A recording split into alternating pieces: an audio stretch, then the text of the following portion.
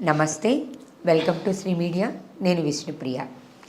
దసరా దేవీ నవరాత్రులు 9 రోజుల పాటు అమ్మవారిని ఎంతో భక్తి శ్రద్ధలతో పూజించే కార్యక్రమం.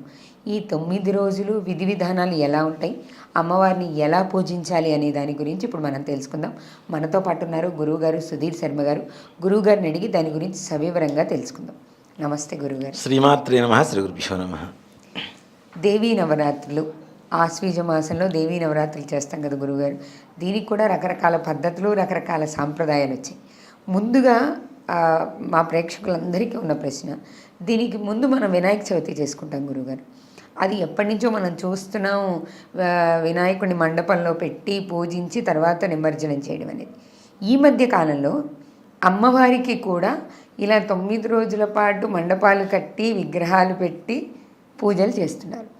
తర్వాత కొన్ని చోట్ల, అన్ని చోట్ల అని చెప్పలేము, కొన్ని చోట్ల అమ్మవారిని కూడా తీసుకెళ్ళి నిమజ్జనం చేస్తున్నారు. పురాణాల్లో కానీ కథల్లో కానీ ఇలా అమ్మవారి నిమజ్జన అనేది ఉందా, మనం కల్పించుకున్నామా? మాట చెప్పాలంటేనమ్మా, గణపతి నవరాత్రులు చేస్తున్నాం కదా. ఈ గణపతి నవరాత్రులు పురాతన నుంచి అయితే లేదు, అది నా ప్రగాఢ విశ్వాసం కూడా. ముఖ్యంగా ఇది ఎక్కువగా బ్రిటిష్ కాలం నాటి నుంచి ప్రాముఖ్యత పొందింది గణపతి నవరాత్రులు. ఎందుకు? పూర్వం బ్రిటిష్ వాళ్ళు మనం పరిపాలించే సమయంలో హిందువులు ఎవరైనా మన దేశ జనాభా ఒక చోట కూడుకోవడానికి అవకాశం లేకుండా చేశారు వాళ్ళు. ఒక మీటింగ్ పెట్టుకోవడానికి కానీ, ఏదైనా ఒక పన్నాగం, ఒక వ్యూహం పన్నడానికి కానీ, ఏం చేయాలి అనేటువంటి తర్వాత ఉండేటువంటి విధానం గురించి ఆలోచించడానికి కానీ, ఎక్కడ ఒక చోట గుంపుగా ఉంటే కొట్టేసేవాడు, చంపేసేవాడు. అవును.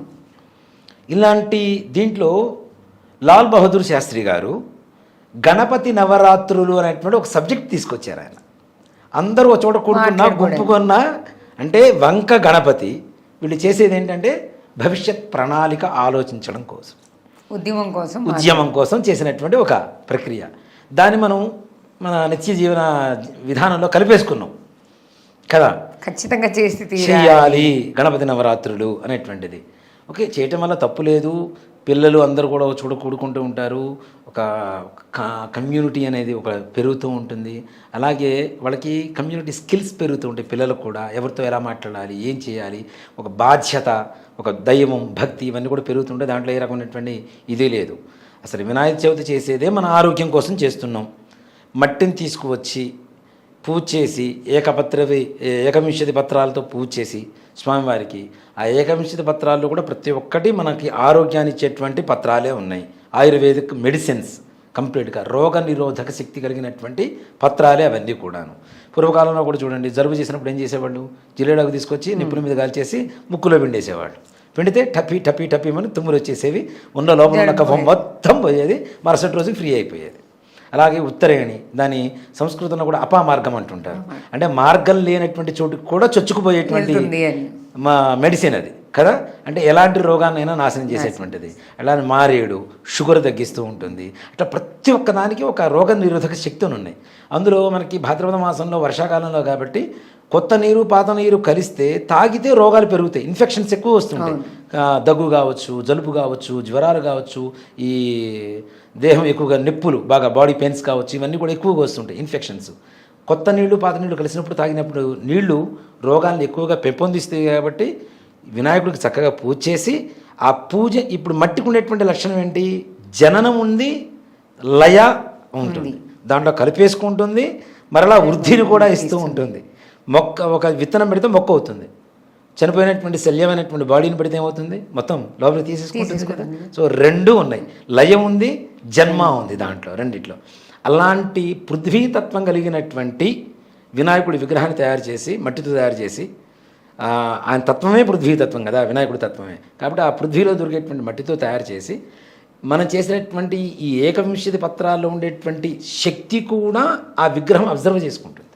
కాబట్టి దాన్ని కూడా నీళ్లలో కలిపితే ఆ నీళ్లు తాగడం ద్వారా వచ్చేటువంటి రోగాలు మొత్తం కూడా మనకి సమసిపోతాయి అనేటువంటి సంకల్పంతోనే మనం వినాయకుడికి పూజ చేయడం భాద్రపద మాసంలో వర్షాకాలంలో ఇవన్నీ కూడా దాంట్లో వేస్తామనేది ఒక సంప్రదాయం వచ్చింది. ఇప్పుడు మీరు అడిగినట్టుగా కొత్తగా మండపాలు అమ్మవార్లకు పెట్టి ఇక్కడ అసలు వినాయక చవితి విగ్రహాలే మట్టి విగ్రహాలు కాకుండా పిచ్చి పిచ్చిగా ఏదో ఫ్లడ్స్ ఆఫ్ ప్యారిస్తో తయారు చేసి రకరకాల రంగులు, రకరకాల ఆకారాలు. ఆకారాలు, రోగాలు పోవాలరా అని చెప్పి వినాయకుడు చూస్తుంటే రోగాలు తెచ్చుకుంటున్నాం. పైగా నిజంగా నేను ఒక మాట అడుగుతానమ్మా, మనం హుస్సేన్ సాగర్లో ఎవడైనా గుక్కి నీళ్ళు తాగలుగుతాడా? మరి వినాయకుడిని తీసుకెళ్ళి అక్కడ పడేస్తారా?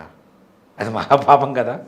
అంటే ఆయన ఏం అడగడనే కదా, ఆయన ఆరోగ్యం ఇస్తాడు. ఆయన ఇలాంటివన్నీ పడేయడం వల్ల వ్యర్థ పదార్థాలాగా పడేస్తున్నాం మనం.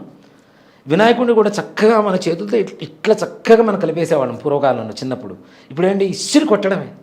అంటే అంత పెద్ద పెద్ద విగ్రహాలు పెడుతున్నాం కదా, విగ్రహాలు చిన్నవి పెట్టగలిగే చిన్నవి కూడా అలానే విసిరేస్తున్నారు. ఆ మట్టి నిదానంగా కరుగుతూ ఉంటే, విగ్రహం లోపల కరుగుతూ ఉంటే లోపల ఉండేటువంటి ఈ వ్యాధి నిరోధక శక్తి ఏదైతే ఉందో ఆ నీళ్ళలో నిదానంగా మిశ్రమం అవుతూ ఉంటుంది. చక్కగా ఆరోగ్యవంతంగా వాటర్ ప్యూరిఫై అవుతాయి. అది పోయి మనమే కలుషితం చేస్తున్నాం ఈ విగ్రహాలు వేసి కదా.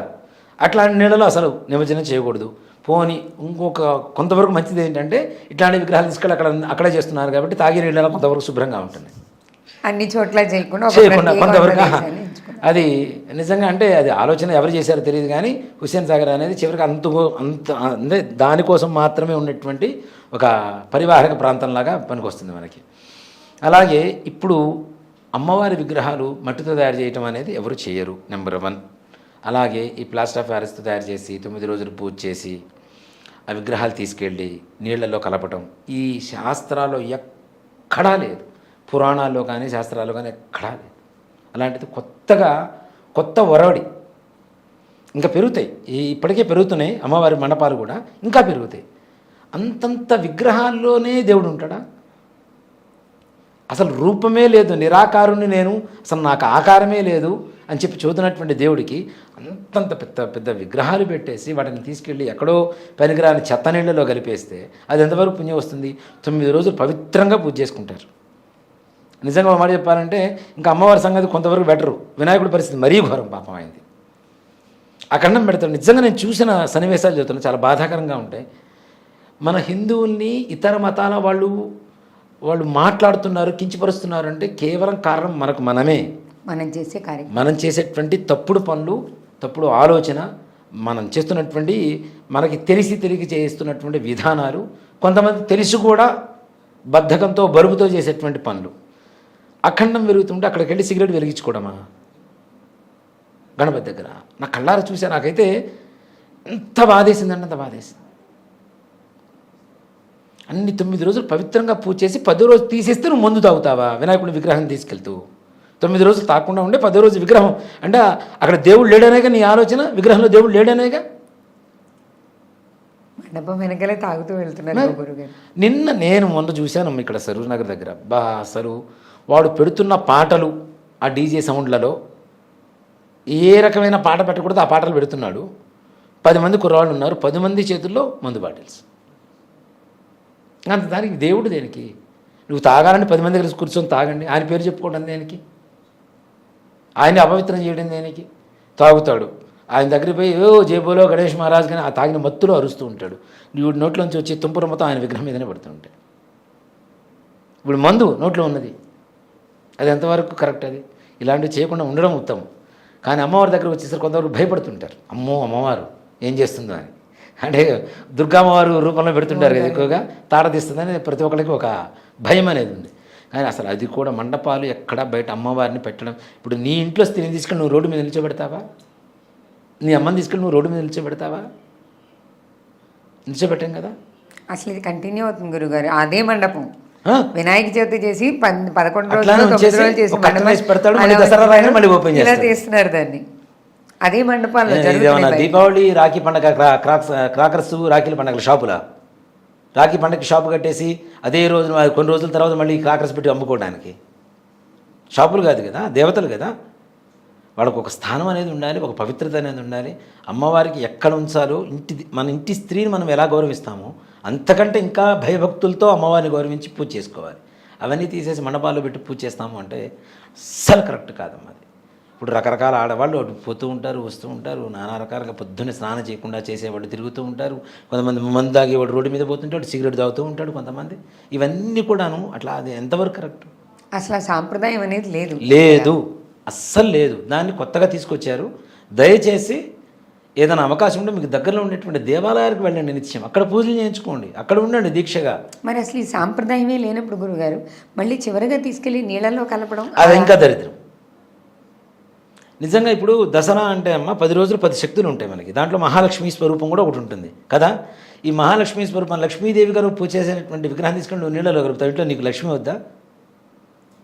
ఇంట్లో ఉండాలా? 9 రోజులు సరస్వతీదేవి, లక్ష్మి, సరస్వతి, కాళీ, రకరకాలుగా రాజరాజేశ్వరి, లలిత, అన్నపూర్ణ ఇవన్నీ నీకు నిత్య జీవితంలో కావలసినటువంటి శక్తులు, అవసరాలు.